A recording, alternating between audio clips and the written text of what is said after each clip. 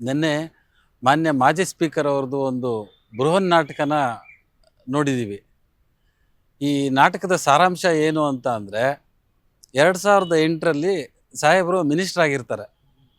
2018 ಸಾರಿ. ಆವಾಗ ಅವ್ರಿಗೊಂದು intelligence report ಬರುತ್ತೆ, ನಾನು ಸೋಲ್ತೀನಿ ಅಂತ ಹೇಳಿ, ಒಂದು 2 ವರ್ಷದ ಮುಂಚೆನೆ. ಆವಾಗ ಇವ್ರು ಏನು ಮಾಡ್ತಾರೆ, ಗಡಿ ಬಿಡಿಯಲ್ಲಿ ಒಂದು ಗೆಲ್ಲಕ್ಕೆ ದುಡ್ಡು ಬೇಕು, ಜೊತೆಗೆ ಏನಾದರೂ ಒಂದು ಸಬ್ಜೆಕ್ಟ್ ಮ್ಯಾಟ್ರ್ ಬೇಕು. ಅವ್ರಿಗೆ ತಕ್ಷಣ ಹೊಳೆಯುವಂಥದ್ದು ಕೊಳಚೆ ನೀರು ಅಂತಂದು ಕೋಲಾರ ಜಿಲ್ಲೆಗೆ ಸೇರಿಸ್ಬಿಟ್ರೆ ಒಂದು 1200 ಕೋಟಿ ಪ್ರಾಜೆಕ್ಟು ಸುಮಾರು ಒಂದು 10% ಅಂತ ಇಟ್ಕೊಂಡ್ರು ಒಂದು ದುಡ್ಡು ಅಷ್ಟು ಬಂದೇ ಬರುತ್ತೆ ಅಂತ ಹೇಳಿ ಈ ಪ್ರಾಜೆಕ್ಟ್ನ ತಂದು ಕೋಲಾರ ಜಿಲ್ಲೆ ಜನಗಳಿಗೆ ವಿಷಾನ ತಂದು, ಇವರು ನಮ್ಮ ಹಾಲಿ ಕೋಲಾರ ಶಾಸಕರು ಹೇಳೋ ಮಾತು ನೋಡಿದ್ರೆ ಇದು 10ರಷ್ಟು ಪ್ಯೂರಿಫೈ ಆಗುತ್ತೆ, 3ನೇ ಅಂತ ಅವಶ್ಯಕತೆ ಇಲ್ಲ ಅಂತ ಹೇಳ್ತಾರೆ. ಅವ್ರ ಮಗ ಒಬ್ಬ ದೊಡ್ಡ ಇಂಡಸ್ಟ್ರಿಯಲಿಸ್ಟ್ ಇದ್ದಾರೆ, ಏನು ತರಕಾರಿ ಹಣ್ಣನ್ನು ಎಕ್ಸ್ಪೋರ್ಟ್ ಮಾಡ್ತಾ ಇದ್ದಾರೆ. ಬಟ್ ಅವರು ಕೋಲಾರ ಜಿಲ್ಲೆಯಲ್ಲಿ ಯಾವುದೇ ತರಕಾರಿ ಹಣ್ಣನ್ನು ಖರೀದಿ ಮಾಡಲ್ಲ. ಯಾಕೆ ಅಂತಂದರೆ ಅದು ಪಾಸ್ ಆಗಲ್ಲ, ಎಕ್ಸ್ಪೋರ್ಟ್ ಕ್ವಾಲಿಟಿ ಇಲ್ಲ. ಅಂಥ ನೀರನ್ನು ತಂದುಕೊಟ್ಟು ರಮೇಶ್ ಕುಮಾರ್ ಅವರು ನಂತರದ 2023 ಚುನಾವಣೆಯಲ್ಲಿ ಮನೆ ದಾರಿ ತೋರಿಸಿದ್ರು. ಈ ನೀರಿನ ಸಂಬಂಧನ ಏನೋ ಗೊತ್ತಿಲ್ಲ. ಈಗ ಅಜ್ಞಾತವಾಸದಲ್ಲಿದ್ದರು ಸುಮಾರು 2.5 ವರ್ಷ 3 ವರ್ಷದಿಂದ.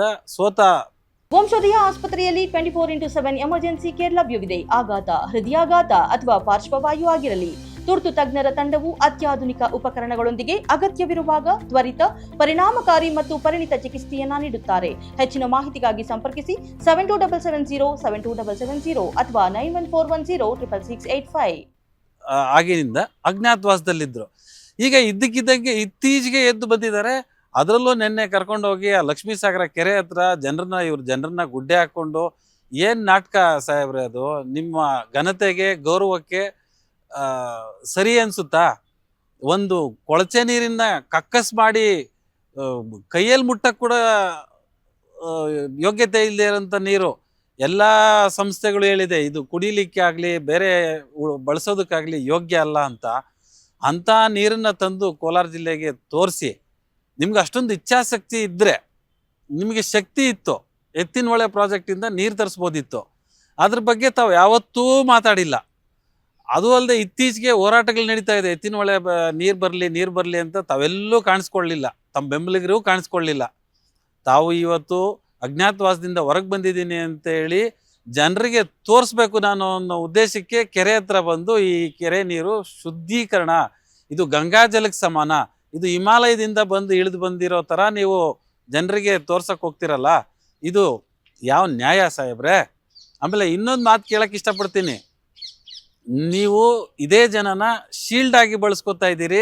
ಯಾಕೆ ಅಂತಂದರೆ ಫಾರೆಸ್ಟ್ ಅವರು 64 ಎಕರೆ ಜಮೀನನ್ನು ವಶಕ್ಕೆ ತಗೊಳ್ಳೋದ್ರಲ್ಲಿದ್ದಾರೆ. ಇನ್ನೇನು ಅವ್ರಿಗೆ ಬುದ್ಧಿನೇ ಇಲ್ಲ ಬಿಡಿ. ಅವರು ಬೀಸೋದು ಬ್ರಹ್ಮಾಸ್ತ್ರ ಎಲ್ಲನೂ ಗುಬ್ಬಿಗಳ ಮೇಲೇ. ನಿಮ್ಮಂಥವ್ರನ್ನ ಟಚ್ ಮಾಡೋಕ್ಕೆ ಅವ್ರಿಗೆ ಧೈರ್ಯ ಇಲ್ಲ, ಓಡೋಗ್ಬಿಡ್ತಾರೆ. ಆಲ್ರೆಡಿ ಪ್ರೂವ್ ಸಹ ಆಗಿದೆ. ತಾವು ಹಿಂದೆ ಮೊನ್ನೆ ಒಂದು 2-3 ಹಳ್ಳಿ ಹತ್ರ ಫಾರೆಸ್ಟ್ ಅವ್ರು ತಮ್ಮನ್ನು ನೋಡ್ಬಿಟ್ಟು ಅವ್ರದ್ದು ಅಂಗಡಿ ಮುಚ್ಕೊಂಡು ಹೋಗಿದ್ದಾರೆ. ಸೊ ಈಗ 64 ಎಕರೆ ಜಮೀನು ಹೋಗುತ್ತೆ ಅನ್ನೋ ಒಂದೇ ಒಂದು ಉದ್ದೇಶಕ್ಕೆ ಈ ಜನರನ್ನು ಕರ್ಕೊಂಬಂದು ನನ್ನ ಹತ್ರ ಜನಬೆಂಬಲ ಇದೆ ಅಂತ ಹೇಳಿ ತೋರಿಸ್ಕೊಂಡು ಫಾರೆಸ್ಟ್ ಅವ್ರನ್ನ ಎದುರಿಸ್ತಾ ಇದ್ದೀರೋ, ಇಲ್ಲ ಜನರಿಗೆ ನೀವು ಇದೀರಿ ನಾನು ಈ ಜಿಲ್ಲೆಯಲ್ಲಿ ಅಂತ ಹೇಳಲಿಕ್ಕೆ ತೋರಿಸ್ತಾ ಇದ್ದೀರೋ, ಅಥವಾ ಯಾವ ಉದ್ದೇಶಕ್ಕೆ ನೀವು ಇಲ್ಲಿ ಬಂದು ಈ ಥರ ಮೀಟಿಂಗ್ಸ್ ಮಾಡಿ ಜನರನ್ನು ಕರ್ಕೊಂಬಂದು ಒಂದು ಮೆಸೇಜ್ ಕೊಡ್ತಾ ಇದ್ದೀರಿ? ಇದು ಸರಿನಾ? ಆಮೇಲೆ ಹೋದ ವರ್ಷ ಮ್ಯಾಂಗೋ ಏನಾಯಿತು ಅಂತ ಗೊತ್ತಿದೆ. ಮ್ಯಾಂಗೋ ದುಡ್ಡು ಕೊಡ್ಸೋಕ್ಕೆ ತಾವು ತಯಾರೇ ಇರಲಿಲ್ಲ. ನಂದಿ ಬೆಟ್ಟಕ್ಕೆ ಹೋದ್ರಿ, ಯಾರು ಮಾಡೋಕ್ಕೆ ಹೇಳಿದ್ರು ಈ ಪ್ರಾಜೆಕ್ಟು ಅಂತ ಹೇಳಿದ್ರಿ. ಅಲ್ಲಿ ಮ್ಯಾಂಗೋ ಎಲ್ಲ ಕೊಳೆತು ಖರೀದಿ ಆಗದೆ ಬಿದ್ದಿದ್ದಂಥವಾಗ ನಿಮ್ಗೆ ಯಾವ ರೈತರು ಶ್ರೀನಿವಾಸಪುರದವರಾಗಲಿ ಅಥವಾ ಬೇರೆ ತಾಲೂಕುಗಳವರಾಗಲಿ ಕಣ್ಣಿಗೆ ಕಾಣಲಿಲ್ಲ. ಈಗ ಮ್ಯಾಂಗೋ ಪರಿಸ್ಥಿತಿ ಹೋದ ವರ್ಷಕ್ಕಿಂತಲೂ ಇನ್ನೂ ಹದಗೆಡೋದ್ರಲ್ಲಿದೆ. ಅದ್ರ ಬಗ್ಗೆ ಏನಾದರೂ ಕಾರ್ಯಕ್ರಮ ರೂಪಿಸಿ ಮುಂದೆ. ಈಗ ಯುದ್ಧ ನಡೀತಾ ಇದೆ ವೆಸ್ಟರ್ನ್ ಕಂಟ್ರೀಸಲ್ಲಿ, ಮಿಡ್ಲ್ ಈಸ್ಟಲ್ಲಿ ಯುದ್ಧ ಇದೆ, ಬೇರೆ ಕಡೆ ಎಕ್ಸ್ಪೋರ್ಟ್ ಆಗೋ ಚಾನ್ಸಸ್ ತುಂಬ ಕಡಿಮೆ ಇದೆ. ಅದ್ರ ಬಗ್ಗೆ ಏನಾದರೂ ಗಮನ ಹರಿಸಿ ಈ ಚಿಕ್ಕಬಳ್ಳಾಪುರ ಮತ್ತು ಕೋಲಾರ ಜಿಲ್ಲೆ ಜನರಿಗೆ ವಿಷ ಉಣಿಸಿ, ನಿಧಾನವಾಗಿ ಸ್ಲೋ ಪಾಯ್ಸನ್ ಕೊಡಿಸಿ ಅವ್ರನ್ನ ಸಾವಿನಂಚಿಗೆ ತಳ್ತಾ ಇದ್ದೀರಿ. ಇವತ್ತು ಕ್ಯಾರೆಟು ಟೊಮೆಟೊ ಎಲ್ಲ ಕೊಳ್ತೋಗ್ತಾ ಇದೆ. ರೈತರಿಗೆ ಗೊತ್ತಿದೆ ಏನಕ್ಕೆ ಕೊಳ್ತೋಗ್ತಾ ಇದೆ ಅಂತ. ಅಲ್ಲಿ ಬಂದಿರೋಂಥ ವಿಷಕಾರಿ ಅಂಶಗಳು ನಮ್ಮ ದೇಹ, ಪ್ರಾಣಿ ಪಕ್ಷಿಗಳ ದೇಹ ಸೇರ್ತಾ ಇದೆ. ನಿಧಾನವಾಗಿ ನಾವು ವಿಷನ ಉಣ್ತಾ ಇದ್ದೀರಿ, ನೀವು ಉಣಿಸ್ತಾ ಇದ್ದೀರಿ. ಆ ಸಾಧನೆಗೆ ನನ್ನದೊಂದು ದೊಡ್ಡ ನಮಸ್ಕಾರ. ನಿಮಗೊಂದು ಧಿಕ್ಕಾರ ಸರ್. ಸರ್, ಅಂತರ್ಜಲ ವೃದ್ಧಿ ಮಾಡೋದು ಕೊಳಚೆ ನೀರಿಂದನೇ ಸರ್. ಅದರಲ್ಲಿ ಸುಮಾರು ಕೆಮಿಕಲ್ಸು ಮಿಕ್ಸ್ ಆಗಿದೆ. ಇದು ಈಗಾಗಲೇ ಪ್ರೂವ್ ಆಗಿದೆ ಏನೇನು ಕೆಮಿಕಲ್ಸು ಆ ನೀರಲ್ಲಿದೆ ಅಂತ. ಆ ನೀರನ್ನ ತಂದು ಈ ಭೂಮಿಗೆ ಹಾಕಿದ್ರೆ ಈ ಭೂಮಿ ಬಿಟ್ಟು ಎಲ್ಲಾದರೂ ಹೋಗುತ್ತಾ? ಈ ಭೂಮಿ ಒಳಗೆ ಇಳಿಯುತ್ತೆ. ಸಾಹೇಬ್ರು ಹೇಳ್ತಾರೆ 10 ಪಟ್ಟು ಪ್ಯೂರಿಫೈ ಆದಂಗೆ ಅಂತ. ಕುಡಿಲಿ ಅವರೇ 1-2 ಗ್ಲಾಸ್ ನೀರು ತೊಗೊಂಡು ನೋಡೋಣ, ಅವಾಗ ಗೊತ್ತಾಗುತ್ತೆ ಎಷ್ಟು ಪಟ್ಟು ಶುದ್ಧಿಯಾಗಿದೆ ಈ ನೀರು. ಬೋರ್ವೆಲ್ಲಲ್ಲಿ ನೀರು ಬರುತ್ತೆ, ಬಾವಿಯಲ್ಲಿ ನೀರು ಬರುತ್ತೆ. 1-2 ಗ್ಲಾಸ್ ಇಟ್ಕೊಂಡು ಕುಡಿದ್ರೆ ಅವಾಗ ಗೊತ್ತಾಗುತ್ತೆ. ನಾವೇನು ಕೆರೆಯಲ್ಲಿ ಹಿಡಿದು ಕುಡೀರಿ ಅಂತ ಹೇಳ್ತಾ ಇಲ್ಲ, ಬೋರಲ್ಲಿ ಬರೋಂಥ ನೀರನ್ನೇ ಕುಡೀರಿ. ಎಷ್ಟು ಶುದ್ಧತೆ ಇದೆ, ಎಷ್ಟು ಪ್ಯೂರಿಫೈ ಆಗುತ್ತೆ ಅಂತ ಹೇಳಿ ಗೊತ್ತಾಗುತ್ತೆ.